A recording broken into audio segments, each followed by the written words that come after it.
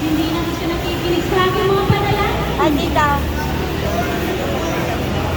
Buha ka ano, reading glass. Diyan ba?